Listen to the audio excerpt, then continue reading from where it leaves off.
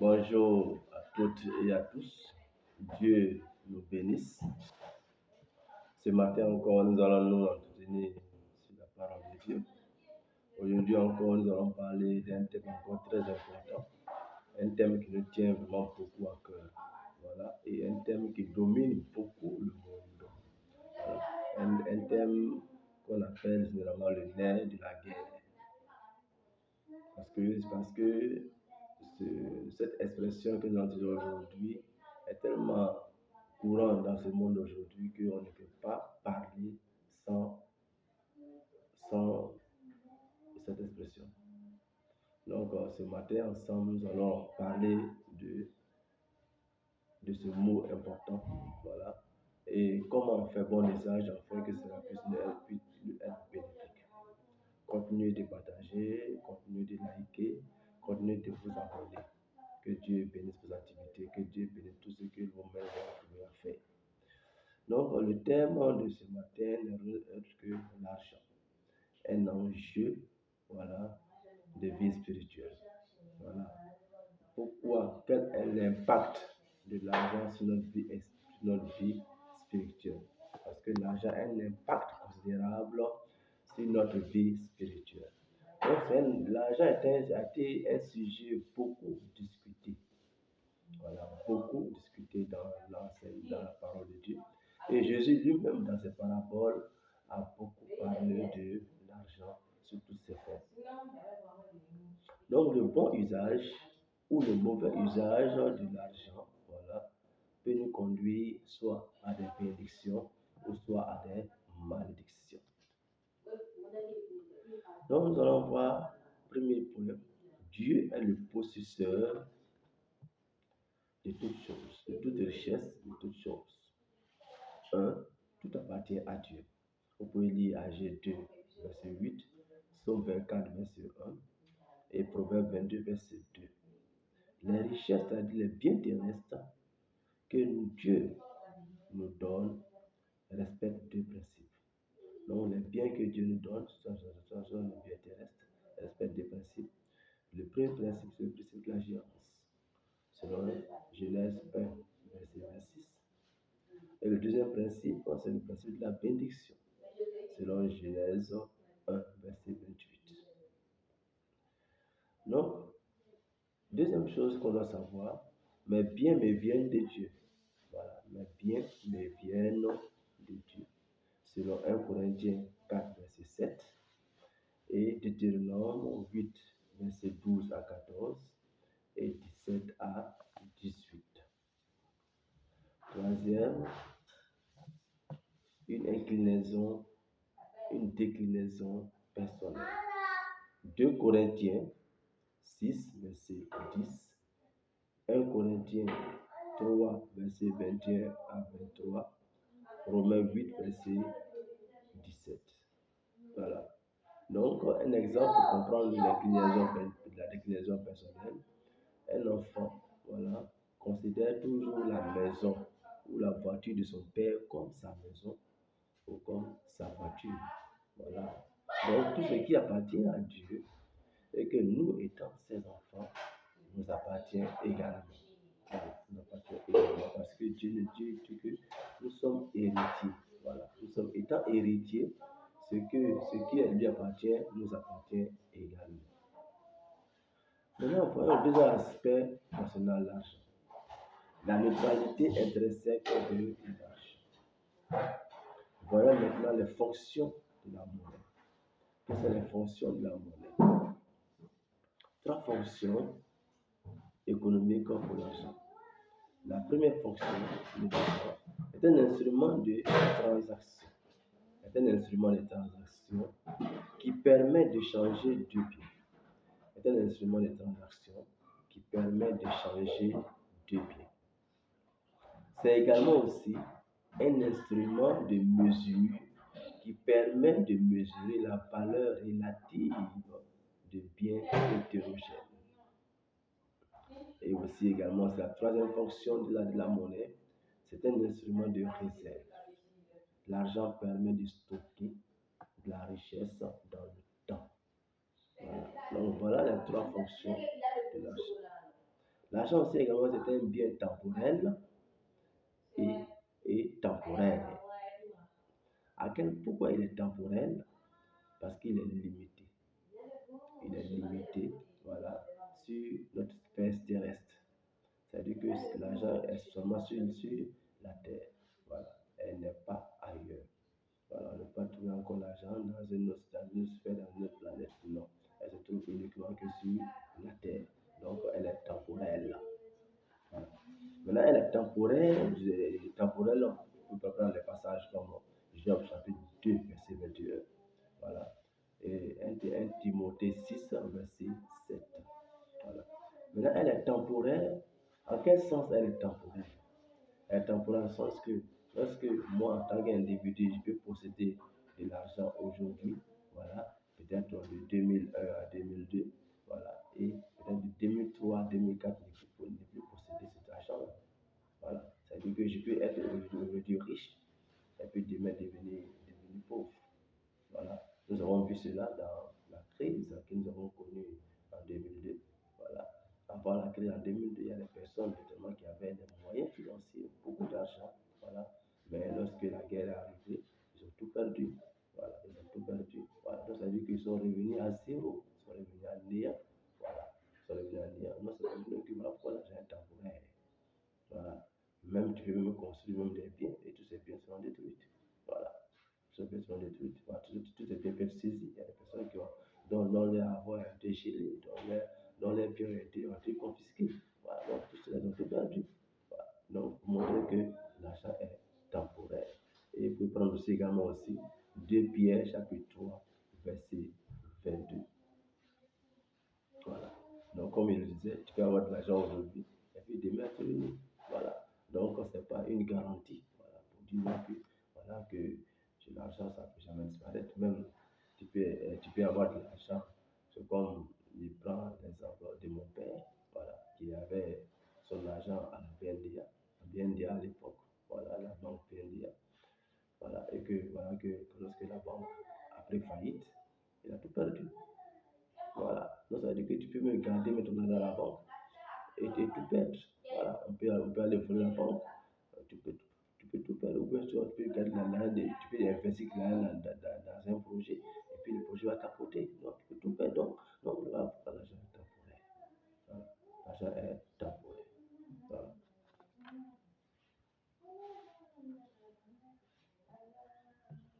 Troisième chose, la richesse est-elle une bénédiction divine? Est-ce que la richesse est une bénédiction divine? Vous pouvez voir cela dans Lévitique 18, verset 15 et 1 Timothée 6, verset 17. Voilà, vous aurez la réponse à cette question. Voilà. La pauvreté est-elle intangible? Est-ce que c'est normal que le chrétien soit pauvre? Voilà. Lorsque nous lisons la parole de Dieu, et ça, on va le lire à chapitre 4. À chapitre 4, verset 34 à 35.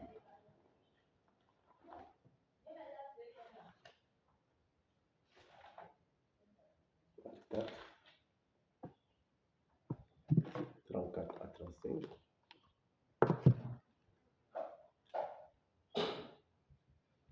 Il a été écrit à chapitre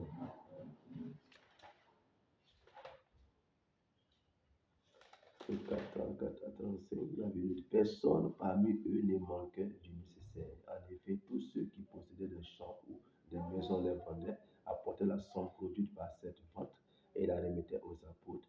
On distribuait ensuite l'argent à chacun selon ses besoins. Donc Dieu, dans son entendement, que nous soyons toujours complets de toutes sortes de tous nos besoins. Voilà. Donc, ça veut dire que si une personne n'est pas en manque, il n'est pas pauvre. Voilà. On parle de pauvreté lorsqu'il y a un manque. Voilà. Mais s'il n'y a pas de manque, il n'est pas pauvre. Voilà. Donc, Dieu n'a jamais encouragé la pauvreté. Voilà. Donc, la pauvreté ne doit pas être dans le monde du chrétien. Donc l'enseignement sur la pauvreté dans le milieu chrétien est un faux enseignement. Voilà. Parce que si le chrétien est pauvre, comment pourra-t-il faire avancer l'œuvre de Dieu? Parce que je prends un exemple simple. Dieu nous demande d'aller évangéliser. d'évangéliser les personnes chez elles à la maison. Voilà que tu vas évangéliser. Et arrivé chez la personne, se trouve que cette personne-là a un problème de nourriture. Peut-être que ça fait même 2 jours qu'il n'a pas mangé. Et toi qui viens l'évangéliser, penses-tu qu'il pourra t'écouter dans la foi? Puisque il y a un proverbe qui dit va affamer dans ton oreille. Pourra-t-il vraiment t'écouter? Non. La première chose à faire, c'est de satisfaire d'abord son besoin. Mais si son besoin est satisfait, en ce moment, il pourra t'écouter. Voilà. Mais si toi-même, tu n'as pas les moyens pour pouvoir satisfaire ses besoins, c'est-à-dire que l'évangile est limité là. Donc, il est important pour nous que, en tant que chrétiens, nous ayons les moyens. Parce que aussi, également aussi, pour faire la différence, pour faire le culte, il faut construire des bâtiments. Voilà. Tu ne peux pas aller faire le culte dans la maison de quelqu'un, parce que toujours, quand tu fais la maison de quelqu'un, il va toujours de quoi aller dire. Voilà. Mais aussi, également, il faut dire un espace à toi-même pour pouvoir faire le culte librement. Les synagogues, ce n'était pas des maisons de chrétiens, c'est des maisons du temple, c'est le temple de Dieu où les gens partent pour prier le Seigneur. Donc, il est important que les fidèles et l'argent ne soient pas en manque. Parce que quand tu es en manque, voilà, ça peut te conduire aux compromissions, ça peut te conduire au vol, ça peut te conduire au mensonge. Voilà, donc tout cela sont des péchés que Dieu ne veut pas que nous fassions. Voilà, donc voilà pourquoi la pauvreté ne doit pas être dans le milieu chrétien. Voilà. Même le peuple d'Israël, lorsque Dieu avait recommandé au peuple d'Israël que lorsque vous faites un champ, ne récoltez pas tout. Ceux qui n'ont pas la possibilité de pouvoir avoir la nourriture, voilà, il faut qu'ils aient récolté. Voilà. Donc Dieu a prévu à ce que les pauvres, qu'il n'y ait pas véritablement de pauvres. Voilà, que le peuple, papa l'a dit, il a dit au peuple d'Israël que je vous envoie dans un pays où coule le lait et le miel. Voilà. Voilà, un pays où coule le lait ou le miel, ça veut dire que le Dieu, dans son entendement, voulait que son peuple soit dans une aisance. Voilà. Donc, lorsque nous enseignons la pauvreté dans le milieu chrétien, vraiment, c'est un faux enseignement. Donc, il est important que nous comprenions ces choses-là parce que pour que les chrétiens aient les moyens financiers pour pouvoir financer l'œuvre. Voilà. Parce que les évangélisations, les constructions d'écoles, les constructions d'églises, tout cela nécessite des moyens financiers. Voilà. Prendre en charge les pasteurs, prendre en charge les veuves et les orphelins, c'est pas des tarifs qu'on le fait, c'est avec de l'argent qu'on le fait. Voilà. Là, si l'église est pauvre, comment est-ce qu'elle pourra avancer? C'est pas difficile. Très difficile. Voilà. Aujourd'hui, nous avons des missionnaires américains qui viennent d'Afrique, mais quand ils viennent d'Afrique, ils ne sont pas pauvres. Voilà. Imaginez-vous le temps que ces missionnaires américains qui venaient, il n'y avait pas de centimes. Comment pourraient-ils établir des églises? Non. Ils venaient avec des moyens financiers et des moyens matériels. Et cela, ça va favoriser l'avancement de l'œuvre. Voilà. Jésus même a dit que la foi, ça les faisait les morts. Voilà. Et c'est contenu dans le livre de Jacques. Donc tout cela a démontré que Jésus lui-même faisait il a même nourri 4 000, 5 000 hommes. Voilà. Voilà. Pour montrer qu'effectivement, il est important pour nous que nous en plus de l'annonce de l'évangile, que les œuvres suivent.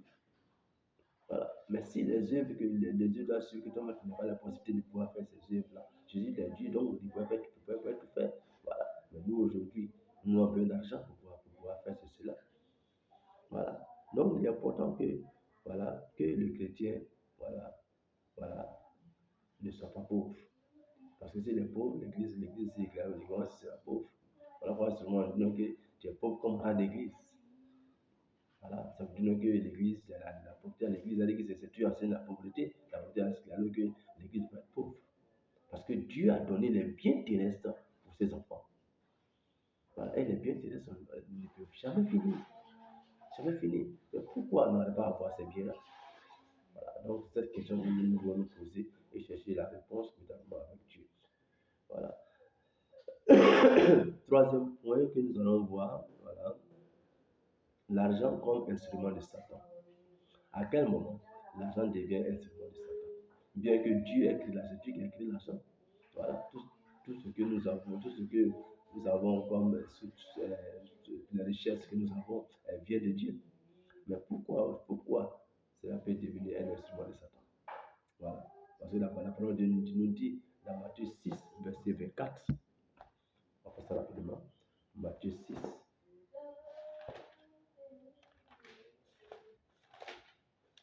Matthieu 6, verset 24. Personne ne peut servir deux maîtres. Ou bien il haïra le premier et aimera le second, ou bien il s'attachera au premier et méprisera le second. Vous ne pouvez pas servir à la fois Dieu et l'argent. Voilà. Donc, on va servir Dieu et l'argent. Voilà. Donc, il faut choisir un seul. Voilà. Voilà. Il faut choisir un seul. Voilà. Mais quand tu choisis Dieu, automatiquement, l'argent s'ensuit. Voilà. Donc, lorsque l'argent est considéré comme une valeur en soi, c'est-à-dire que lorsque je pense que je ne peux rien faire sans l'argent, c'est en ce moment-là que l'argent devient un instrument de Satan. Et quand je considère que l'argent est pour moi comme une assurance pour moi, une sécurité pour moi, c'est-à-dire que lorsque j'ai l'argent, vraiment, je suis en sécurité, je suis assuré. Voilà. Ça montre que l'argent devient un instrument de Satan, selon Psaume 52, verset 7. Voilà. Ou bien je reconnais personnellement que sans argent, je ne peux rien faire. Voilà. Alors que c'est Dieu qui donne cet argent-là. Voilà. Et que je pense que c'est lorsque j'ai l'argent, grâce à ce que je suis autonome. Voilà. On parle de l'autonomie. Voilà. C'est-à-dire que pour que je sois autonome, il faut que j'ai suffisamment d'argent. Voilà. Voilà. Et quand je pense ainsi, en ce moment-là, voilà, en ce moment-là, c'est que l'argent devient un espoir de Satan. Parce qu'en réalité, l'autonomie ne vient pas. L'autonomie doit venir de Dieu. Voilà. Il doit dépendre entièrement de Dieu. Parce qu'il n'y a pas d'autonomie en tant que tel. En deuxième, la cupidité. Vous pouvez lire Exode 20, verset 17, Marc 7, verset 28, Colossiens 3, verset 5, Éphésiens 5, verset 5, 1 Timothée 6, verset 10 et 2 Corinthiens 5, verset 11. Voilà, c'est la cupidité. Voilà. Donc, lorsque nous sommes cupides, c'est-à-dire que lorsque nous avons l'amour de l'argent, c'est-à-dire que lorsque nous avons l'amour de l'argent, en ce moment, nous mettons Dieu de côté et nous mettons l'argent devant. Voilà. Donc, quand tu mets l'argent devant, toute chose, quand tu mets l'argent devant, en ce moment, l'argent devient l'instrument de Satan. C'est-à-dire que tu adores maintenant Satan, mais tu n'adores plus Dieu. Mais quand tu mets Dieu devant, l'argent suit automatiquement. Seulement demande de la sagesse à Dieu. Dieu lui a dit, qu'est-ce que tu veux que je te donne? Seulement de la sagesse. Mais en plus de la sagesse que Dieu l'a donnée, Dieu a donné la possibilité financière, matérielle. Voilà. C'est-à-dire que c'est Dieu qui donne cette possibilité financière, matérielle-là. Voilà. Et c'est à cela qu'il a pu construire l'un des plus grands temples du monde. Parce que Dieu lui a donné ces moyens financiers-là. Voilà. Donc, également aussi, nous avons aussi également aussi les épines, les obstacles. Voilà. Parce que l'argent aussi peut devenir pour nous un obstacle à l'avancement de l'œuvre de Dieu. L'argent peut devenir un obstacle pour nous-mêmes sur le plan spirituel. Voilà. Lorsque elle devient un instrument du diable. Donc, selon Marc 4, verset 18 à 19, voilà, vous pouvez lire cela. Mais également aussi, voilà, en définitive, pour arriver à ce point-là, voilà, nous avons l'antidote. Voilà, qu'est-ce que Dieu donne comme antidote pour ne pas que l'argent devienne comme un instrument du diable. Voilà, nous pouvons prendre 1 Timothée 6, verset 6 et 8. Voilà, et aussi, lui aussi, Philippiens 4, verset 11 à 13. Philippiens 4, verset 11 à 13. Philippiens 4, verset 11 à 13, la Bible dit ceci. Et je ne parle pas ainsi parce que je suis dans le besoin. J'ai en effet appris à me contenter toujours de ce que j'ai. Je sais vivre dans la pauvreté aussi bien que dans l'abondance. J'ai appris à être satisfait partout et en toutes circonstances, que j'ai de quoi me nourrir, ou que j'ai faim, ou que je sois dans l'abondance ou dans le besoin. Voilà, 13. je peux faire face à toutes les difficultés grâce au Christ qui m'en donne la force. Voilà. Donc voilà l'antidote. Voilà. Donc voilà l'antidote. Et nous allons maintenant terminer avec le sujet l'argent, une nouvelle échelle de valeur. Donc on doit la considérer comme une nouvelle échelle de valeur.